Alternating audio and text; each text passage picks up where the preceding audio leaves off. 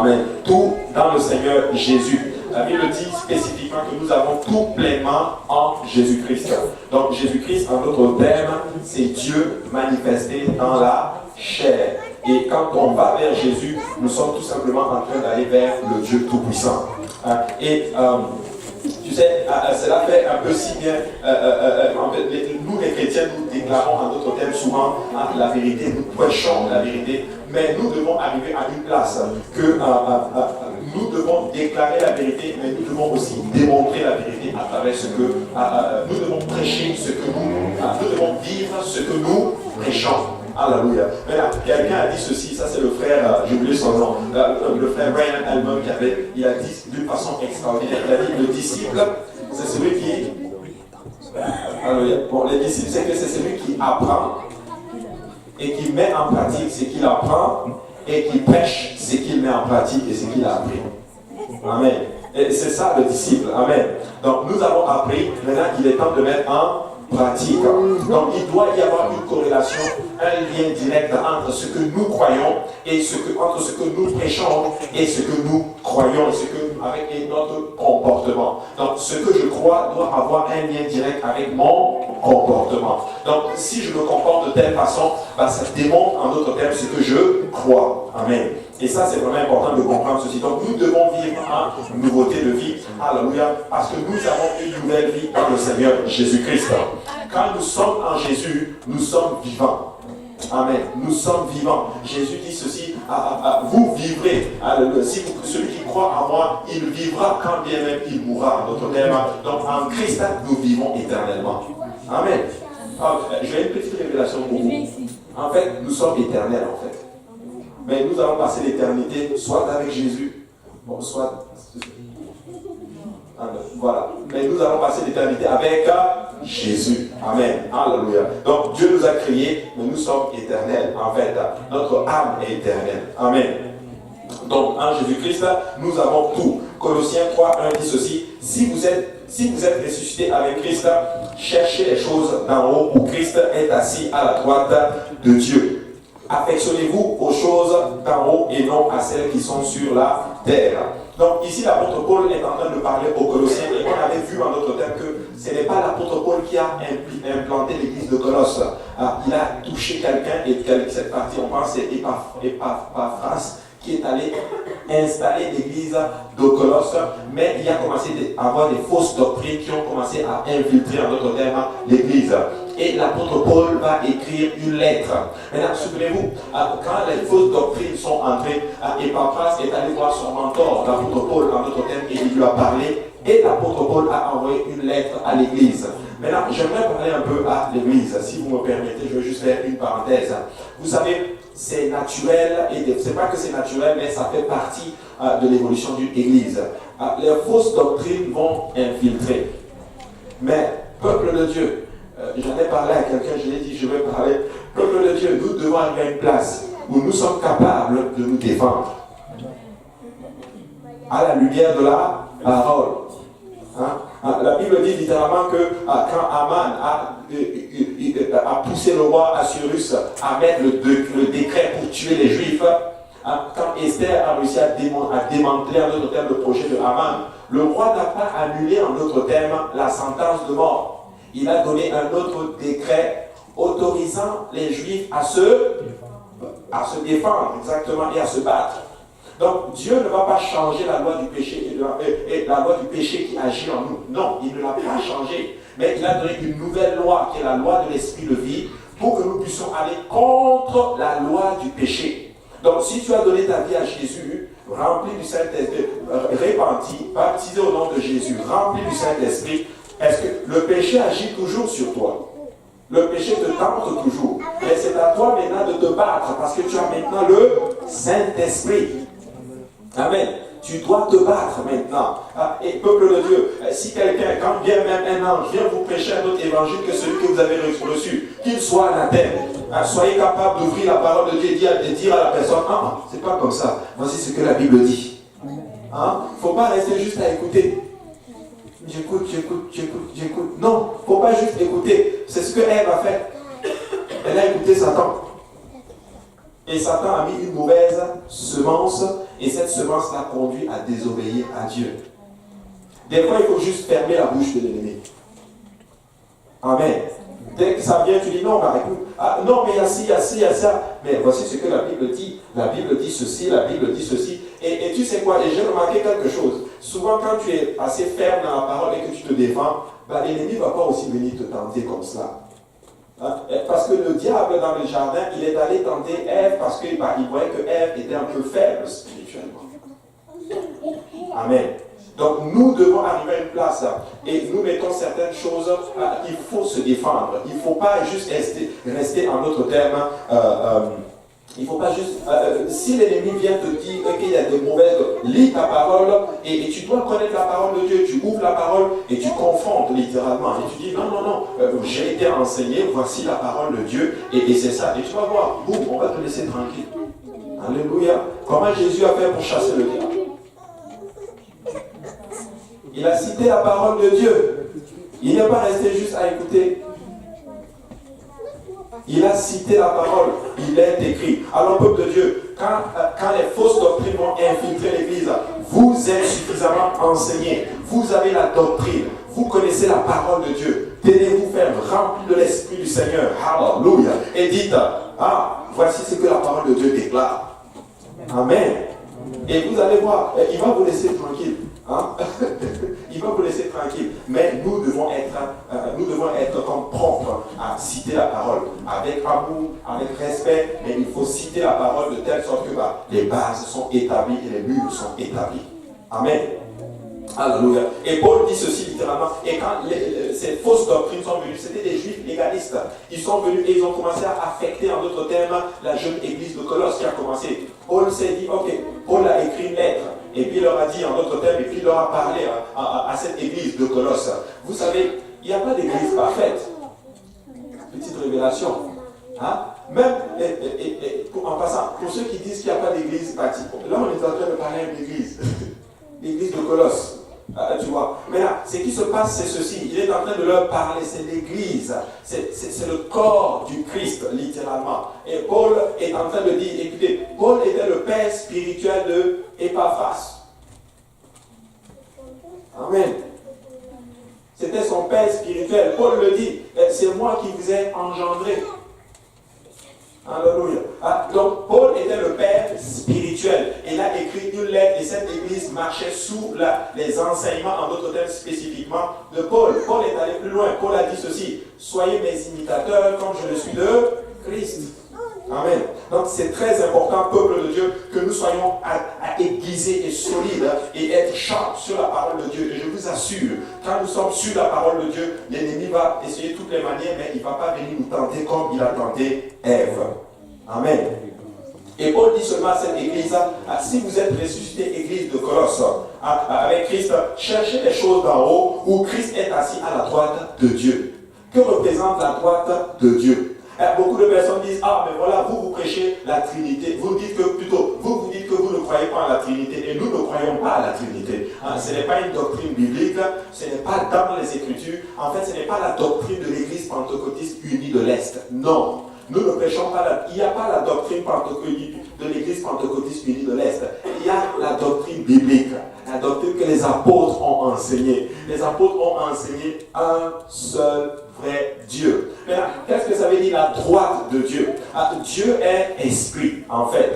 Dieu n'est pas un homme pour mentir, ni le fils de l'homme pour se repentir. Dieu n'est pas un homme, mais pour la rédemption, Dieu s'est manifesté en chair. Amen. Il n'est pas un homme, mais pour sauver l'humanité, il est venu comme un homme lui-même, pour nous racheter, en d'autres termes, de nos péchés. Maintenant, Dieu est esprit, en d'autres termes. Maintenant, si je dis maintenant, Dieu est un esprit, qui peut dire Amen que Dieu est dans ce sanctuaire? Amen. Maintenant, quelqu'un peut me dire, par exemple, je cherche une victime. Alléluia. Maman Marlene, par exemple, dis-moi, là où tu es assise, est-ce que tu es à la droite de Dieu ou tu es à la gauche? Tu vois, c'est quoi? Parce que Dieu est esprit, il remplit tout l'univers. Mais ce n'est pas une droite physique. La droite dans les Écritures symbolise ce qu'on appelle la prééminence de Dieu, la gloire de Dieu. Quand on dit la droite de Dieu, ça manifeste sa puissance. Regardez ce que la Bible dit dans Exode 15, 6. Ta droite, ô Éternel, a signalé ta force. Ta droite, ô Éternel, a signalé sa force. Ta droite, ô Éternel, a écrasé l'ennemi. Tu vois? Plutôt, sa force. Comment? Pardon, Jacob. Pardon. Ta droite, ô Éternel, a écrasé l'ennemi. La droite de l'Éternel, ça veut dire sa force.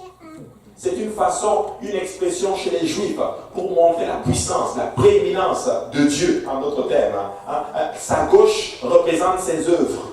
Sa droite représente sa puissance. Donc il est en train de dire que Jésus-Christ est allé se mettre dans toute sa gloire et dans toute sa puissance, en d'autres termes.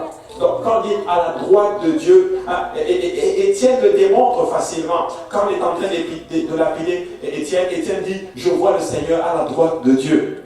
Mais quand tu lis la version en anglais, c'est beaucoup plus clair. La Bible dit que Étienne était en train de regarder le ciel et il a appelé la Bible dit, quand tu traduis de l'anglais, la Bible dit qu'il a appelé Dieu disant Seigneur Jésus. Étienne a juste vu une seule entité au ciel, c'était le Seigneur Jésus dans toute sa gloire. Maintenant, j'ai une question pour ceux-là qui prêchent la Trinité. S'il a vu maintenant, supposons qu'il y avait vraiment le Père quelque part et puis Jésus quelque part, où était le Saint-Esprit?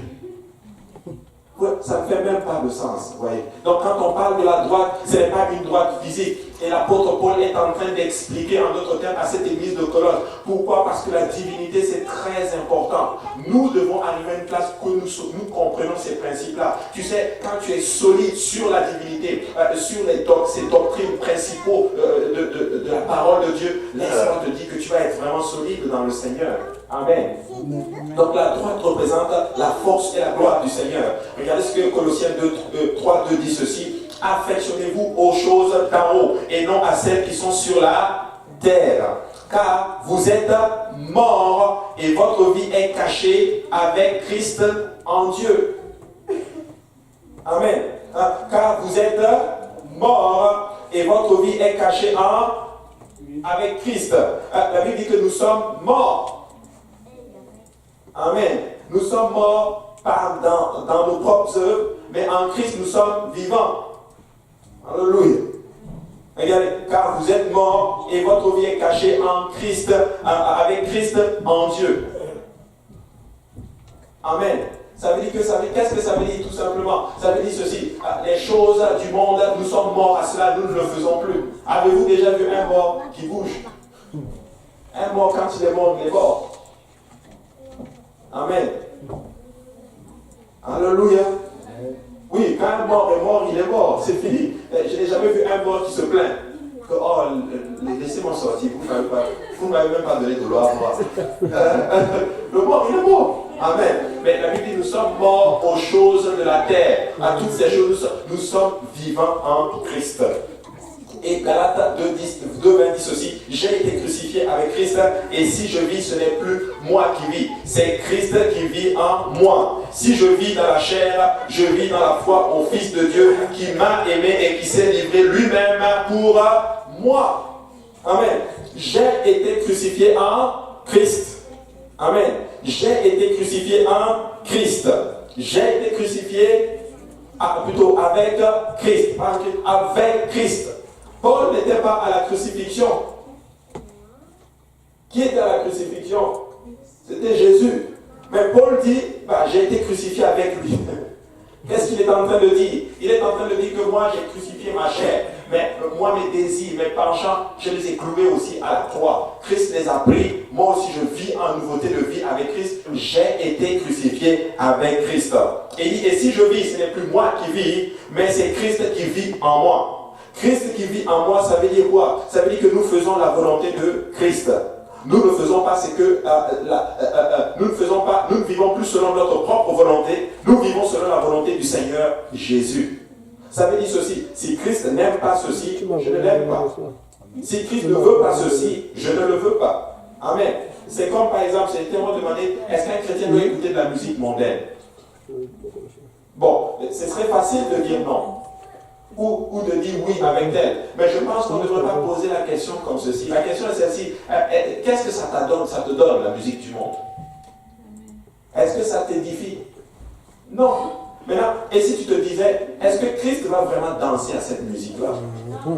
Bon, merci. Il dit non. Donc pourquoi toi tu vas danser à ça? Tu vois? Donc des fois il faut juste poser la question si c'est écrit. Alléluia. L'Éternel est bon. Alléluia. Si c'est Christ qui vit en moi, ça veut dire quoi?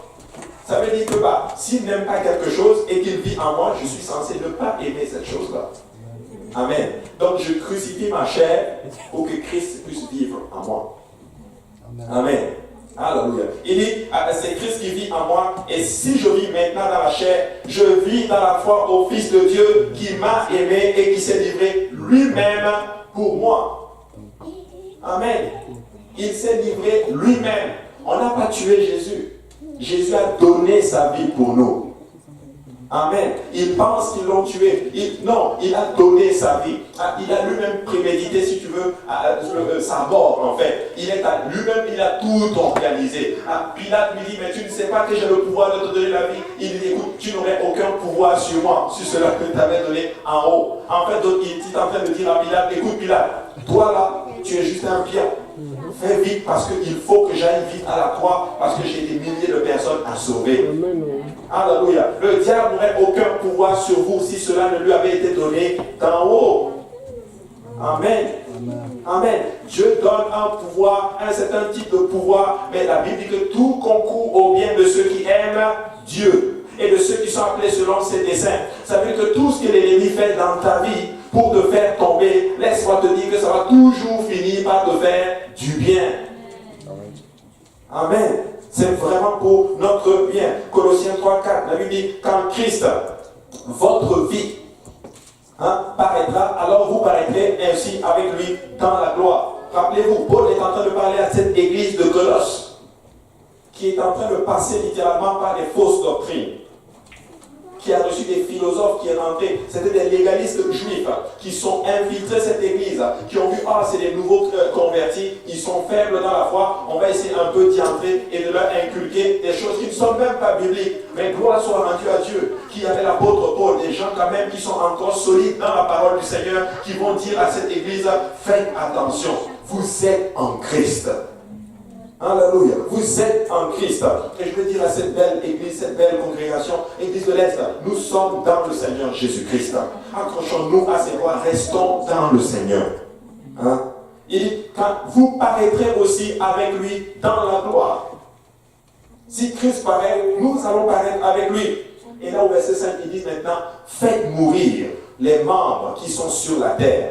Et il va élucider maintenant, c'est les membres qui sont sur la terre maintenant. Il dit, il y a l'impudicité, l'impureté, les passions, les mauvais désirs, la cupidité qui est l'idolâtrie. Tu sais, l'impudicité, le mot qui est utilisé ici en grec, c'est le mot pornéia. D'où est venu le mot pornographie. Ça veut dire des relations sexuelles illicites. Amen. Donc, c'est vraiment ce qu'il est en train de dire spécifiquement. Il faut fuir ça. Il faut fuir cela. Parce que si nous sommes ressuscités avec Christ, ces choses doivent mourir. Mourir veut dire ceci, détruire. Mourir veut dire ceci, ça ne fait plus partie, en d'autres termes, de notre vie. Tout ce qui est illicite. Il parle aussi de ce qu'on appelle l'impureté. L'impureté, c'est les affections immatérielles, les choses perverses, en d'autres, les désirs pervers. Ce sont les désirs qui mènent à l'acte et l'appétit à l'action, en d'autres termes. Nous devons faire très attention pour ne pas avoir une vie impure, en d'autres termes. Avoir des choses qui nous poussent à faire des choses illégales. Certaines personnes, des fois, me disent, écoute, moi j'ai des problèmes de nuit, vous connaissez des affaires de couches de nuit et toutes ces choses. Vous savez, je ne nie pas que ces choses existent. C'est spirituel. Mais je ne dis pas que ça ne peut pas arriver. Ok? Mais ce que je suis en train d'enseigner aujourd'hui, c'est que nous devons chasser certaines choses impures qui pourraient, en d'autres termes, ouvrir la porte à ces choses-là. Écoute, si tu regardes des choses obscènes à la télévision, c'est normal que dans tes nuits, que tes pensées soient attaquées par rapport à ceci. C'est tout à fait normal. Est-ce que je mens? Non. Parce que ce que nous voyons affecte notre... Nos yeux sont la porte, c'est les fenêtres de notre âme. Alléluia. Donc nous devons enlever certaines choses. Et Paul dit que ces choses doivent mourir en fait. Quand on dit mourir là, nous devons les tuer. Tu sais, on ne peut pas chasser la chair. On chasse les démons, mais on ne chasse pas la chair. On la crucifie. Amen. On la crucifie à la croix avec Christ. Alléluia. Et il parle, la définition littéralement de l'impureté en hébreu, le mot hébreu, c'est le mot akatarsia. Ça veut dire ceci, dans un sens moral, impureté sensuelle, ça va même dans ce qu'on appelle la luxure et toutes ces choses-là. Amen. Et il parle aussi, il parle de l'impureté, les passions et toutes ces choses, les convoitises. La convoitise, c'est quoi? C'est un esprit qui est insatisfait. En fait, et Paul dit que c'est de l'idolâtrie spécifiquement. La cupidité, en fait, c'est ça qu'il utilise. En fait, nous devons avoir une place où, des fois, il faut juste se contenter de ce qu'on a. Des fois, on ne se contente pas de ce qu'on a. On veut tellement telle chose, parce que peut-être nous regardons les autres autour de nous, les autres ont ça, et nous voulons aussi la même chose, et ça nous pousse à avoir ce qu'on appelle un désir, un esprit insatisfait. Tu sais, nous devons faire très attention. L'esprit insatisfait, c'est très dangereux. Ça peut te pousser à poser des actes et t'amener dans des problèmes que toi, tu ne peux même pas imaginer. Il y en a qui sont même prêts à s'endetter pour assouvir un désir insatisfait. Alors que tu n'as même pas vraiment besoin de ceci. Amen. Alors nous devons faire très attention. La définition au niveau de la cupidité, c'est le mot pléonésia. C'est un désir avide d'avoir plus. Une cupidité et le fait d'être cupide et il va plus loin. C'est aussi le fait d'être avare. Amen. Être avare. Peuple de Dieu, que Dieu enlève l'avarice au milieu de nous. Nous devons être volontiers, littéralement. Nous ne devons pas avoir peur de donner pour Dieu. Amen. Il faut avoir un esprit, il faut être très large quand tu donnes à Dieu. Alléluia. Il ne faut pas être avare. Il ne faut pas juste être à la scène près. Il y a des personnes, si son 10 sous-temps, il se tourne, il dit qu'il a pris mes $20. Non, mais je plaisante. Hein? Mais nous devons être, tu sais, dans le Seigneur, quand tu donnes, Dieu te bénit. Tu sais, tu ne peux pas mettre dans la main de quelqu'un, qui a la main fermée, mais quelqu'un qui a la main ouverte, tu peux mettre dedans. Hein? Donc Paul dit aux Colosses que ce sont des choses de la terre et qui doivent mourir. Et dans ce passage, Paul associe la cupidité à l'idolâtrie. L'idolâtrie, c'est le culte, un culte rendu à des idoles ou à des créatures adorées comme la divinité, littéralement même. Une autre définition littéraire dit passion ou admiration excessive vouée à quelqu'un, un attachement aveugle, quasi religieux à quelque chose. Aimer quelqu'un jusqu'à l'idolâtrie, en d'autres termes. Hein? C'est ça. Et Paul compare la cupidité, le fait d'être cupide à ça. Amen. Regardez, Colossiens 3:6, elle lui dit, c'est à cause de ces choses que la colère de Dieu vient sur les fils de la rébellion. Et Paul nomme les péchés sexuels dans Colossiens 3:5, mais il nomme ensuite ce qu'on appelle les péchés sociaux dans Colossiens 3:8. Au verset 8, il dit ceci, hein, mais maintenant renoncez à toutes ces choses, à la colère. Hein, à la colère. Hein, nous sommes souvent très colériques, ça c'est le problème des hommes. Hein, mais nous devons renoncer. Renoncer, ça veut dire ceci, abandon, ou laisser très loin, poser à des côtés. C'est le mot qui est utilisé pour le mot renoncer en notre terme. La colère, il faut laisser tomber. Hein? Il dit à l'animosité.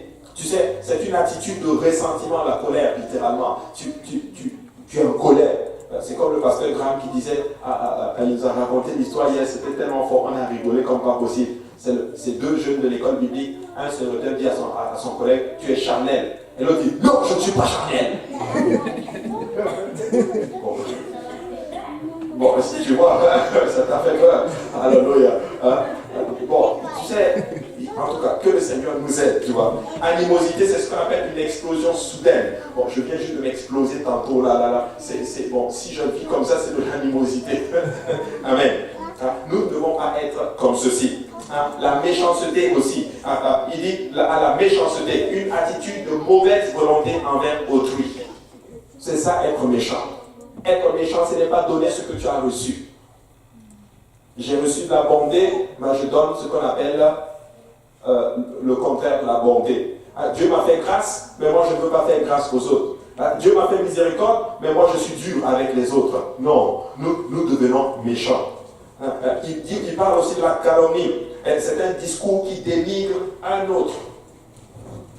Un discours qui dénigre un autre. Tu sais, ça là, il faut faire attention à ceci. Un discours qui dénigre l'autre. Tu sais, en anglais, le mot qui est utilisé pour cela, c'est blasphémie. On ne blasphème pas seulement contre Dieu. Tu peux blasphémer contre ton frère ou contre ta sœur. Amen. Donc, nous devons faire attention à ce que nous disons. Donc, Colossiens 2, 3, 9 dit ceci: ne mentez pas les uns aux autres, vous étant dépouillés du vieil homme et de ses œuvres. Ne mentez pas les uns aux autres. Au verset 10, il dit ceci: et ayant revêtu l'homme nouveau qui se renouvelle dans la connaissance selon l'image de celui qui l'a créé. Tu sais, ayant revêtu ici se reporte à une personne qui a changé de vêtements, échangeant les vêtements du péché contre les vêtements de justice et de résurrection. La Bible dit ayant revêtu, en d'autres termes, l'homme nouveau. Il est en train de dire que nous avons changé de vêtements. Nous ne sommes plus la même personne. N'est-ce pas qu'il est écrit? Celui qui est en Christ est une nouvelle créature. Voici les choses anciennes sont, et voici toutes choses sont devenues nouvelles. Toutes choses sont nouvelles en Christ. Nous sommes une nouvelle créature. Donc nous avons changé de vêtements. Nous n'avons plus les vêtements du péché, mais nous avons les vêtements de la justice. Peut-être tu te dis, mais moi c'est difficile de mettre ces vêtements de justice. Tu sais quoi? Dieu ne va jamais changer la robe de la justice. Mais il change l'homme pour que toi tu puisses entrer dans la robe de la justice. Alléluia. Amen. Il nous change pour que nous puissions rentrer dans la robe de la justice. Nous avons été formés à l'image de Dieu, puis déformés par le péché. Quand Dieu nous a créés, nous étions à son image. Et nous sommes à l'image de Dieu. Mais à cause du péché, nous avons été déformés. À cause du péché, la mort est entrée. À cause du péché, nous n'avions plus de relation avec le Seigneur. Notre relation avec le Seigneur a été brisée. C'est ce que la Bible appelle la mort spirituelle. Nous n'avions plus de connexion avec Dieu. Notre esprit est mort. Et nous vivons maintenant par notre âme. Et le péché a eu un impact sur nous. Le péché a affecté notre vie. Le péché a fait de telle sorte, littéralement, que nous vivons et notre corps n'est même pas capable de tenir 100 ans. Le péché est mauvais. Le péché nous a déformés alors que nous étions faits à l'image de Dieu pour vivre éternellement dans la gloire avec le Seigneur Jésus. Mais à cause du mensonge de l'ennemi, à cause du fait que l'ennemi est allé et il a parlé à Ève, il a parlé au cœur de Ève et il a trompé Ève sur les 3 champs de bataille sur lesquels Ève n'a pas réussi à bâtir des murs. C'est sur la convoitise de la chair, la convoitise des yeux et l'orgueil de la vie, et Ève est tombée. Ou du moins je dirais, l'homme est tombé. Peuple de Dieu, nous devons réaliser sur quel champ de bataille nous sommes vulnérables. Nous devons arriver à une place où nous nous connaissons tellement que je sais que sur ce terrain-là, c'est glissant. Je veux juste bâtir un mur pour ne juste même pas aller dans ce territoire-là, d'autres terres. Amen. Nous avons été déformés par le péché, mais nous pouvons être transformés par l'Esprit de Dieu. Si nous sommes volontiers, littéralement, à nous conformer à son image, mais nous devons nous accrocher au Christ. Nous devons laisser l'Esprit de Dieu nous changer.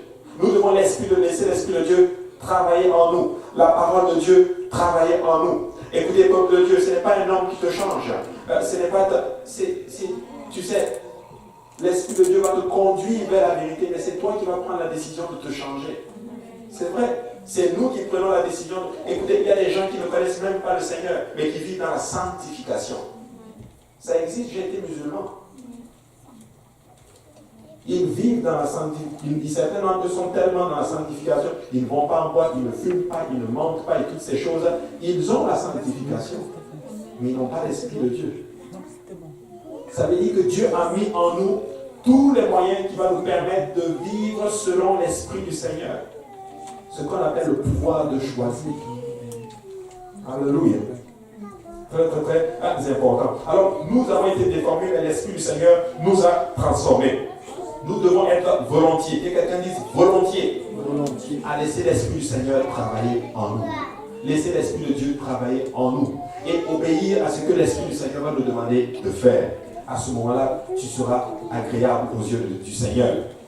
Et au verset 12, Colossiens 3, 12, ainsi donc, comme des élus, saints et bien-aimés, revêtez-vous d'entrailles de miséricorde, de bonté, d'humilité, de douceur, de patience.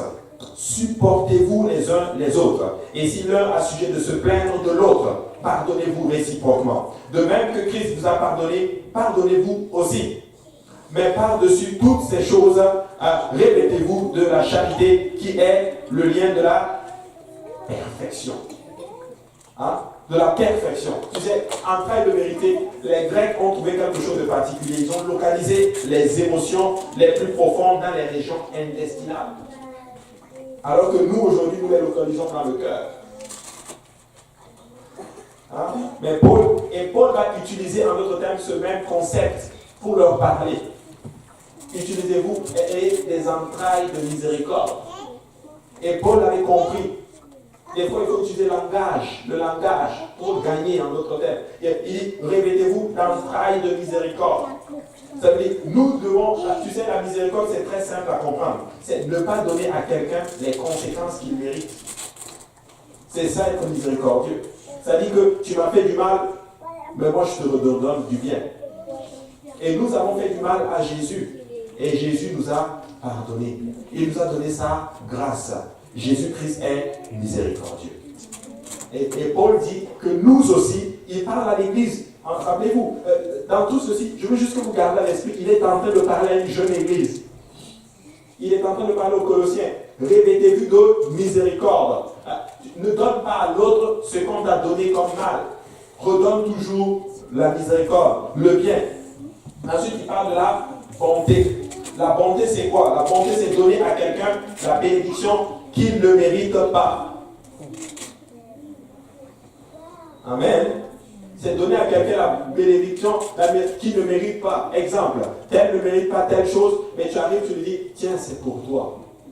Le Seigneur m'a mis à cœur de te donner ceci. C'est de la bonté. Et Paul dit, vous devez être bon. Peuple de Dieu, nous devons être bons. Nous devons être miséricordieux. Nous devons être bons. Amen. Nous ne devons pas arriver à une place et dire ceci, ah, tel m'a fait du bien, donc je suis obligé de lui faire du bien. Non.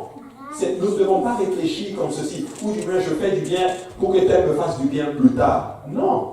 Ou bien, je fais du bien parce que je suis beaucoup plus proche de l'autre. Non. Nous devons être bons avec tout le monde.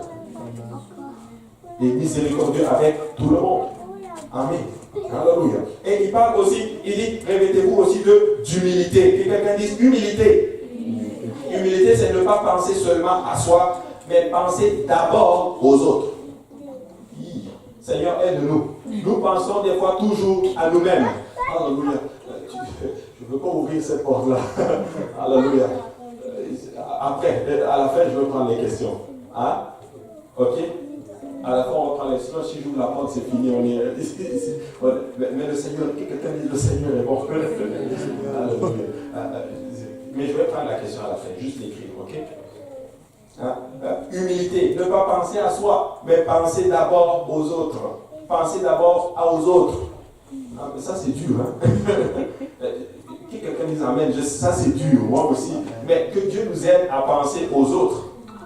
Alléluia. Christ n'a pas pensé à lui-même. Il a mis sa gloire de côté et il est venu comme un simple humain, comme nous autres, et il est allé à la croix. Alléluia. Il dit de douceur. Que quelqu'un dise la douceur. La douceur, ça veut dire ceci. Avoir la capacité d'avoir le contrôle sur soi. Être doux. Nous ne devons pas être tout le temps. Il faut être doux. C'est vrai. Et écoutez, on pense que la douceur, c'est un caractère féminin. C'est vrai, c'est féminin. Mais ça peut être aussi masculin. On doit être doux les uns envers les autres.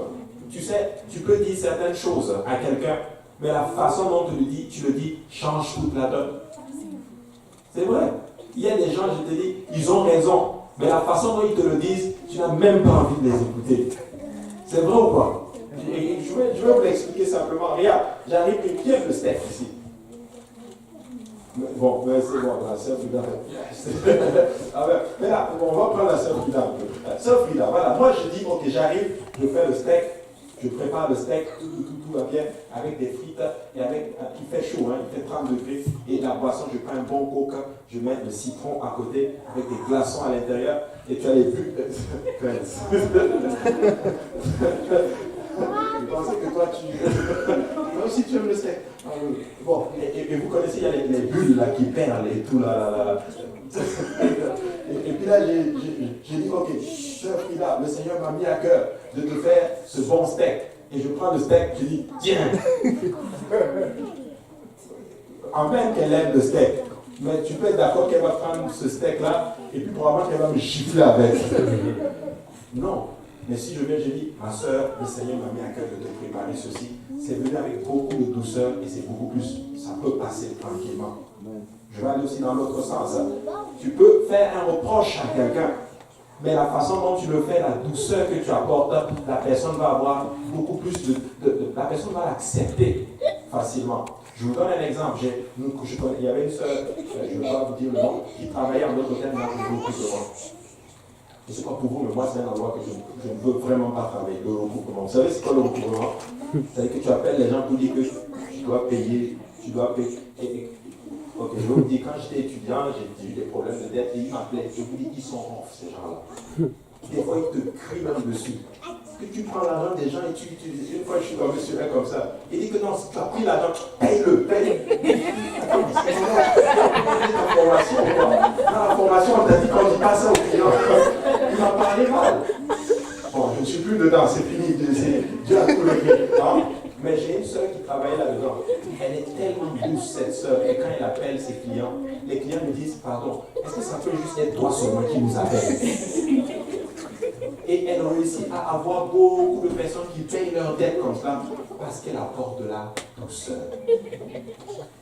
Mais il y a des gens, je vous dis, qui sont durs. Je vous dis, c'est fou. J'en parlais une fois. Le langage est dur. C'est-à-dire, dès qu'il ouvre même la bouche, tais-toi un peu. Des fois, il faut juste, nous devons juste avoir des paroles douces pour les autres. Amen. C'est vrai. Non, c'est vrai, il faut avoir des paroles. Le Seigneur est bon. Il dit la douceur. Et il parle maintenant de la patience. La patience, c'est quoi? En anglais, le mot patience, c'est long suffering. Ça veut dire souffrir en silence, longtemps. Hein? La patience, c'est ça. La capacité de regarder notre réaction. C'est ça la patience. Être patient. Tu sais, on le dit, le patience est un chemin d'or. Mais les enfants de Dieu sont très pressés aujourd'hui. Voici comment ils prient. Seigneur, donne-moi la patience. Donne-moi la maintenant, tout de suite. Mais tu veux la patience. Sois patient, tu vas l'avoir. Amen. Mais nous devons être patients dans les choses de Dieu. Tu sais, des fois, Dieu ne va pas répondre tout de suite. Dieu ne répond pas des fois. Et des fois, Dieu va attendre longtemps. Dieu va attendre longtemps de voir un certain changement dans ta vie, une certaine maturité avant de te donner telle chose. Et des fois, je vais envie même de dire ceci. Ta maturité, des fois, va déterminer, en d'autres termes, la réalisation de la volonté de Dieu dans ta vie. Si tu es immature et que tu restes dans ton immaturité, Dieu va attendre aussi que tu matures avant d'autres termes de t'amener dans. Mais nous devons maturer assez rapidement. Vrai ou faux? Amen. Donc il faut être patient. Tu as demandé quelque chose à Dieu, ce n'est pas encore arrivé. Sois patient. Dieu est bon et Dieu connaît toutes choses. Je parlais avec une de mes collègues de travail aujourd'hui. Je vous assure, elle est musulmane. Et ça m'a frappé quand elle a sorti ce mot. On parlait de quelque chose, je lui ai dit, oh, je m'apprête à faire telle chose. Et puis je lui ai dit, je regrette un peu parce que j'ai eu tout ce temps-là, j'aurais dû le faire dans les années précédentes, je ne comprends pas. Elle m'a dit, non, tu sais, peut-être que ce n'était pas le temps aussi. Et ce n'était pas le temps. Elle est musulmane, j'étais obligé de dire, mais c'est comment j'enseigne à l'église. Je lui ai dit ça, je vous assure. Elle dit non. Il y a certaines choses qui arrivent en son temps, c'était juste pas le moment, en d'autres termes. Donc c'est le bon moment, alors c'est bon. J'ai dit waouh. des fois nous devons être patients avec Dieu. Et beaucoup de personnes qui vont aller dans certaines situations, et parce que la situation n'est pas réglée, des fois certains vont même quitter l'église à cause de ceci. Or, moi je suis allé dans cette église et il n'y avait pas de puissance. Et ma chose n'a pas été réglée. Non. Dieu est bon. Et Dieu sait exactement quand est-ce qu'il va amener les choses dans nos vies. Vous savez, à un moment donné, je me suis assis et j'ai fait le compte. Moi, mon processus d'immigration, ça a fait 4 ans. Je vous dis, 4 ans. Je vous assure, je n'ai même pas. C'est quand c'est arrivé que j'ai réalisé que, en fait, ça avait pris 4 ans. Parce que on travaillait tellement pour Dieu que on ne pensait plus vraiment au temps, en d'autres termes. Tu sais, quand tu travailles pour Dieu, Dieu va travailler en toi. Et quand ces choses vont arriver, ça ne va même rien te dire. Dieu va te le donner comme cela pour te montrer que tu sais quoi. Je peux te le donner comme je veux. Mais Dieu est en train de travailler dans ta vie. Alors, j'aimerais parler à cette belle congrégation. Soyons patients. Patients dans les problèmes, patients dans les afflictions, patients en toutes choses. Dieu nous a fait des promesses, soyons patients. Amen. Soyons patients. Il parle aussi de se supporter littéralement. S'abstenir de faire respecter ses droits. S'abstenir de faire respecter ses droits. Tu sais, des fois tu peux avoir raison. Mais des fois il faut apprendre à un moment donné à te mettre un peu de côté et dire ok, je laisse faire. Oui. Tout le monde a raison en passant. Oui.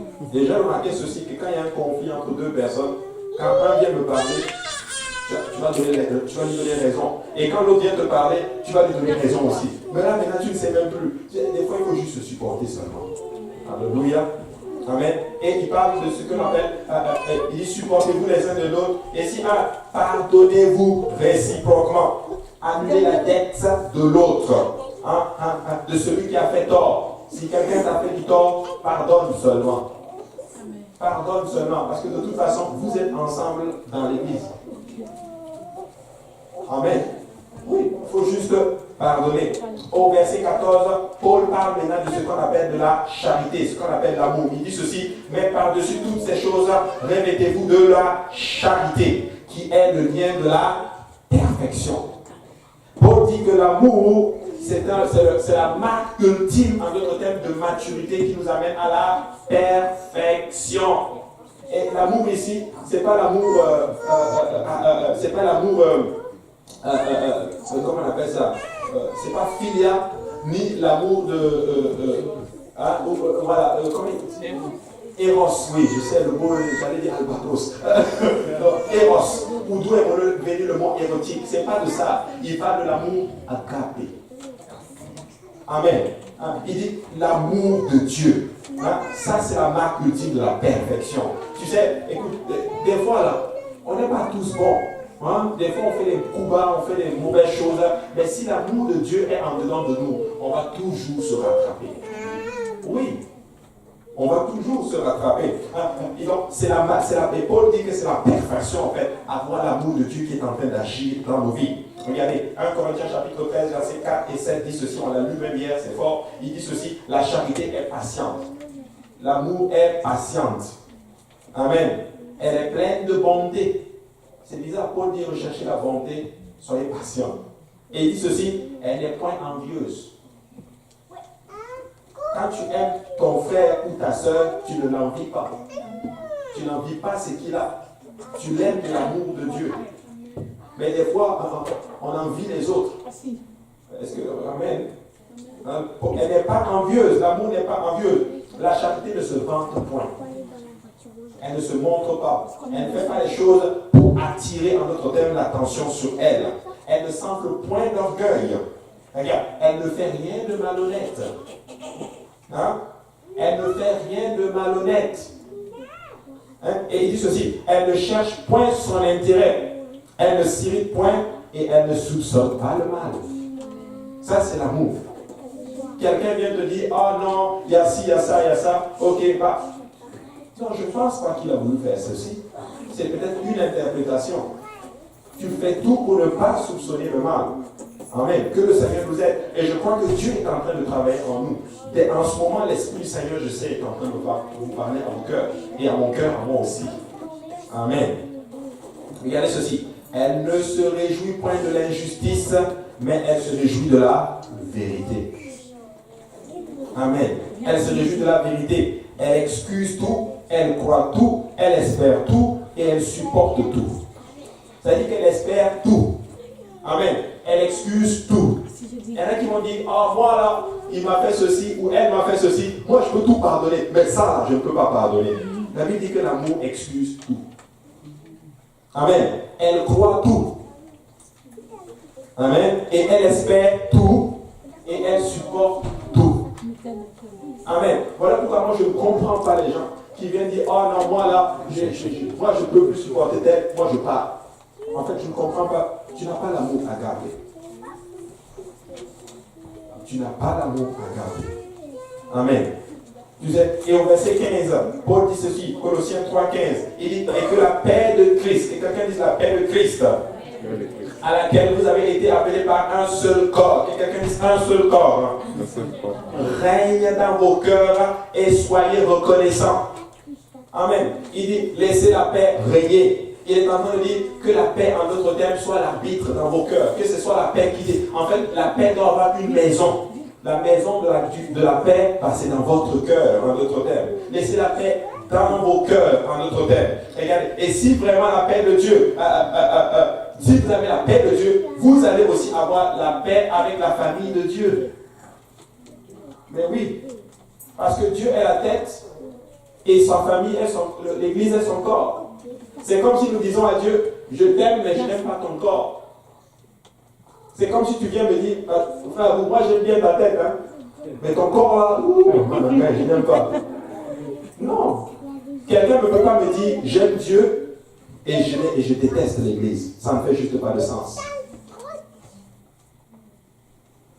Est-ce que vous comprenez? Et Paul est en train de leur parler. Rappelez-vous, ce sont des gens qui ont infiltré l'église et qui sont en train de les faire changer toutes ces choses, ces mentalités-là. Et Paul revient avec la lettre.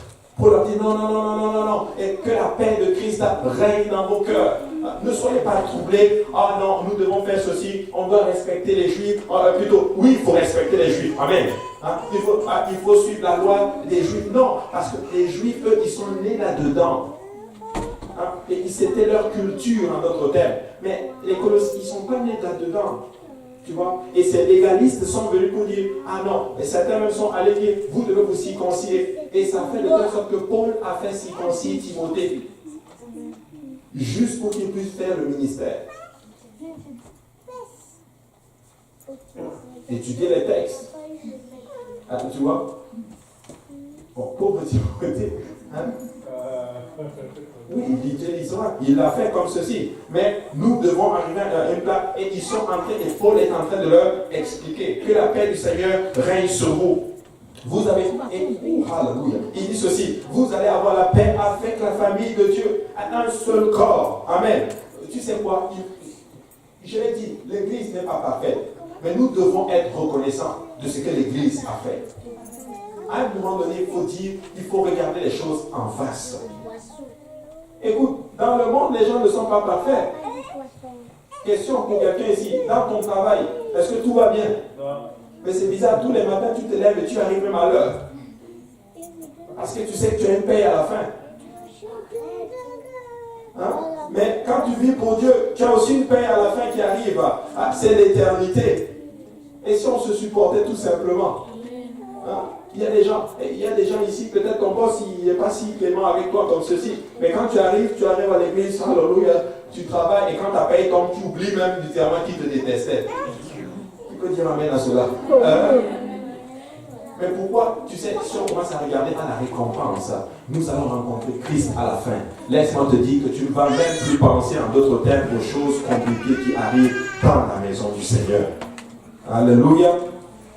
Amen. Et il dit ceci, soyez reconnaissants. Que quelqu'un dise reconnaissant. Alléluia. Reconnaissant, ça veut dire reconnaît au moins les faits. Reconnaît à un moment donné. Tu sais, et Paul est en train de dire, soyez juste reconnaissants. Dieu vous a touché à un moment donné. À un moment donné, certains d'entre nous, nous courions ici, nous nous couchons, vous avez oublié ces moments-là. Hein? Ces moments-là où on dormait, on aimait tellement le Seigneur. Alléluia, tu sortais littéralement, tu voulais même dormir à l'église. Hein? Certains d'entre vous, vous avez même tourné le dos à certains même de vos femmes. Vous avez fait des choses folles pour le Seigneur. Paul dit, sois reconnaissant. C'est quelqu'un m'a dit ça une fois, je pense. Je vais le dire, je vais cacher la personne. Mais apparemment, je pense que le pasteur Kauzi en avait parlé. C'est un homme qui est allé un jour voir le pasteur et puis dit, pasteur, remboursez-moi toutes les dîmes que moi j'ai payées à l'église. Mais c'était, ok, toi aussi rembourse toutes les bonnes sensations que tu as reçues dans l'église, la grâce du Seigneur, l'esprit du Seigneur qui te touchait littéralement, qui t'a changé, toutes les bénédictions qu'elle était là, rembourse.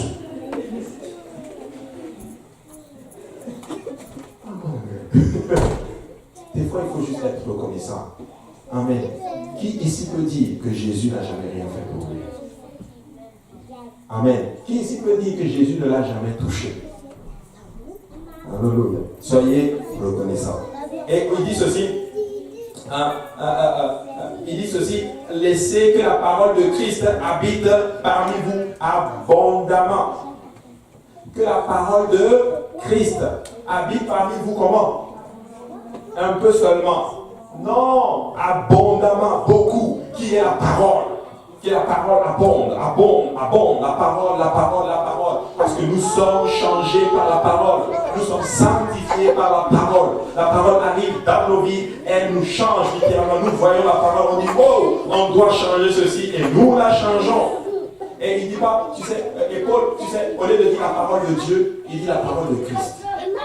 Tu sais, rappelez-vous, il est en train de parler aux Colossiens pour leur montrer que cette parole, c'est la parole de Dieu. En fait, c'est la parole de Christ.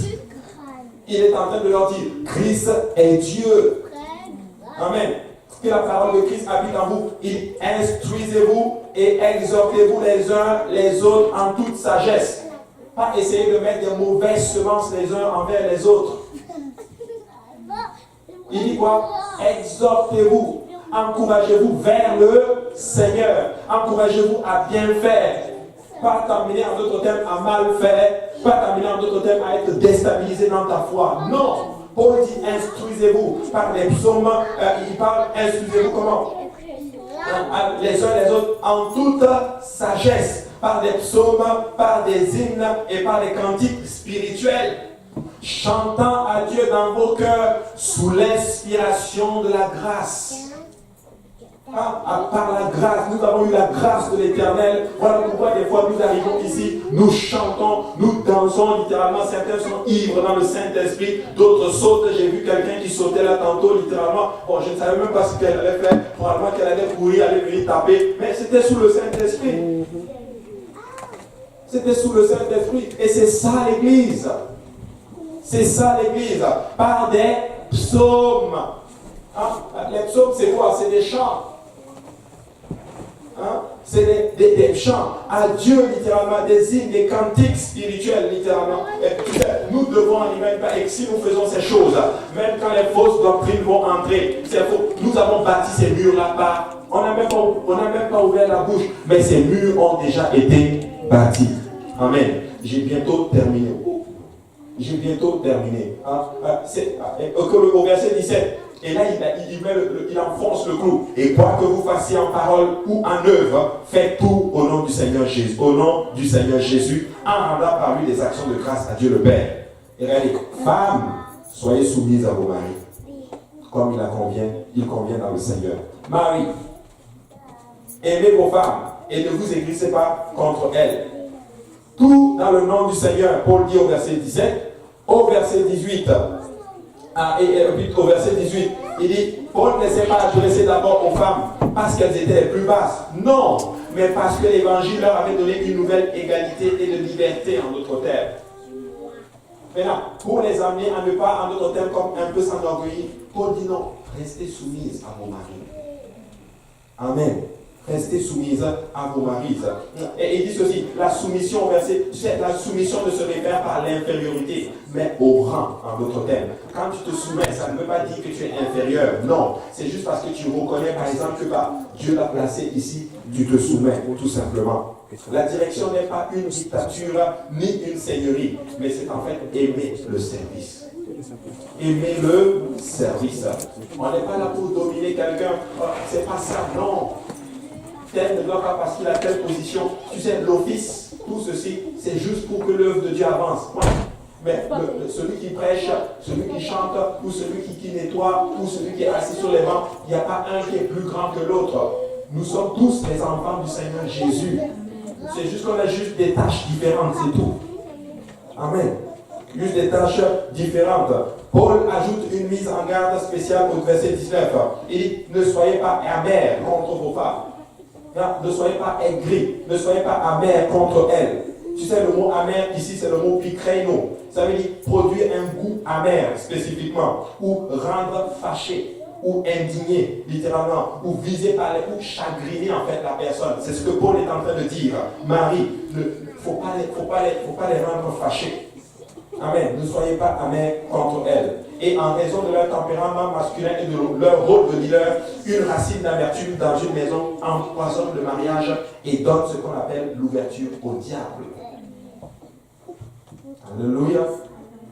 C'est ça, c'est ce que Paul est fort, c'est fou, il est tellement inspiré dans cette lettre aux Colosses qu'il parle de la divinité, il sort de la divinité, il parle des relations entre l'Église, et il quitte les relations avec l'Église et il rentre maintenant dans nos maisons. Amen. Et voilà pourquoi j'aime Paul. Tu sais, il ne domine pas sur les gens. Il n'est pas en train de contrôler les gens. Il est en train de donner des principes par lesquels nous devons bien vivre. Le pasteur n'est pas un gourou dans la vie des gens. Non. Le pasteur enseigne des principes tout simplement. Et les gens, en d'autres termes, par choix, prennent ces principes et l'appliquent dans leur vie. Amen. Alléluia. Le pasteur est juste, Dieu l'utilise pour enseigner à son peuple, pour donner. Tu sais, il y en a qui vont dire, ah non, même le ministère pastoral dans le monde, dans certains groupes chrétiens, ils disent que non, que ça ne fait plus partie du Nouveau Testament. Hey, qu'est-ce que Paul dit? Qu'est-ce qu'il dit dans Éphésiens? Il y a combien de ministères? Lesquels? Les pasteurs, les apôtres, les docteurs. Dieu les a établis pourquoi? L'édification de l'Église. Qu'est-ce qu'on fait alors avec ça? Et Paul dit, et c'est le troupeau de Dieu. Mais là, en tout cas, je ne sais plus. Mais Paul est en train de traiter dans nos maisons. Ne soyons pas amers les uns parce que c'est la porte ouverte à l'ennemi. On a vraiment beaucoup. On a bientôt terminé. Hébreux 12, 15. Veillez à ce que nul ne se prive de la grâce de Dieu, à ce qu'aucune racine d'amertume poussant des rejetons ne produise des troubles et que plusieurs en soient infectés. Il y a beaucoup de personnes qui ont de l'amertume pour certaines choses. Mais malheureusement, ils vont laisser ceci pousser et malheureusement, ils vont affecter d'autres personnes dans l'église. Là, maintenant, Paul n'est pas en train de parler. Paul est en train de parler, mais bon, on pense que le livre des Hébreux, c'est Paul qui l'a écrit. Là, il parle aux Hébreux maintenant. Il dit, faites attention que l'amertume n'infecte pas les autres. Amen. Voilà pourquoi des fois certaines situations vont arriver et d'autres vont infecter les autres. Littéralement, ils vont mettre ce qu'on appelle de la mauvaise semence. Nous devons chasser l'amertume. Tu sais, je ne suis pas en train de prophétiser négativement, mais un temps viendra, peut-être quelqu'un va te faire du mal et tu vas voir certaines choses et tu n'es pas d'accord avec, mais écoute. Voilà. Est-ce qu'au Canada, il y a des choses que tu n'aimes pas? Est-ce que tu t'es levé et dit comment je quitte le Canada? Non. Et quand c'est l'église, oh, et quand l'amertume arrive, c'est comme si ça t'ouvre les yeux à des défauts littéralement dans la maison du Seigneur. Tu te dis, mais ça sort même d'où? Ah, le micro ne marche plus bien. Hein? D'ailleurs, même pourquoi le fil est branché en haut là-bas? Ça devait être branché en bas. Tu vois le pilier là, c'est sûr que c'est les francs-maçons.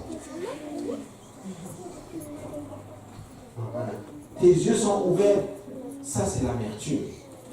Et Paul dit, veillez à ce que nul ne prive de la grâce de Dieu, qu'aucune racine ne pousse des rejetons. Au verset 20, dans Colossiens 3, 20, il parle maintenant des enfants.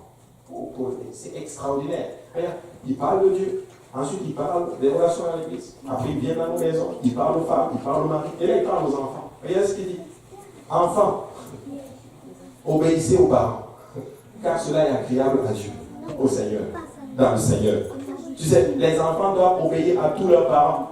Quelqu'un est venu me poser la question, c'était samedi, j'étais assis puis je parlais avec la personne. Ah oui, mais je vais m'arrêter là. Quelqu'un m'a posé la question, ah mais oui, si, est-ce qu'on doit tout le temps tout dire? Je dis non, j'ai dit, écoute, si tu me prends comme ton pasteur, s'il y a certaines choses que tu vas avoir des conseils, tu peux m'en parler, il n'y a pas de problème, mais je ne décide pas pour toi, je veux que tu comprennes que tu as toujours ton choix. Nous enseignons des principes et c'est à toi de les prendre et de les appliquer dans ta vie. Et je dis, tu sais, ton père a plus d'autorité que moi dans ta vie. Amen. Parce que c'est lui qui t'a engendré. Là, on n'est pas en train de parler des choses de Dieu. C'est sûr que si on te dit, va adorer Bouddha. Là, écoute la parole de Dieu.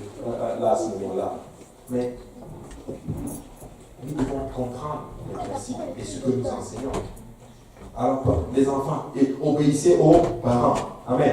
Un enfant qui apprend à obéir à ses parents n'aura probablement aucun problème à obéir à l'autorité en place. Amen. Souvent, les enfants ne créent pas les problèmes à la maison, ils révèlent les problèmes qu'il y a dans la maison. Les parents qui ne peuvent pas discipliner leurs enfants, qui ne peuvent pas discipliner leurs enfants, ne peuvent même pas eux aussi se discipliner à respecter l'autorité en place. Les parents qui ne sont pas sous l'autorité eux-mêmes ne peuvent pas exercer une autorité aimante sur les autres. Aussi simple que ça. Amen. Et au verset 21, il parle maintenant au Père. Père, n'irritez pas vos enfants, de peur qu'ils ne se découragent. Ça veut dire ceci, ne les provoquez pas, ne les exposez pas à des conflits prolongés en fait, car cela va les décourager littéralement. Et voilà pourquoi nous devons surveiller l'atmosphère de nos maisons. Amen. Le mot irriter, c'est le mot eretizo, qui veut dire bousculer, exciter, stimuler l'enfant, provoquer l'enfant et l'amener en d'autres termes à ne pas aimer Dieu. Et au verset 22 maintenant, il sort maintenant de nos maisons et il parle en d'autres termes de notre relation. Il dit, serviteurs, obéissez en toutes choses à vos maîtres selon la chair, non pas seulement sous leurs yeux, comme pour plaire aux hommes, mais avec simplicité de cœur dans la crainte du Seigneur. Ça veut dire que tu dois respecter ton boss au travail. C'est aussi simple que ça. Ah non, moi mon boss là, je ne le respecte pas, moi je suis un enfant de Dieu. Non, écoute, si tu es un enfant de Dieu, tu respectes ton boss au travail.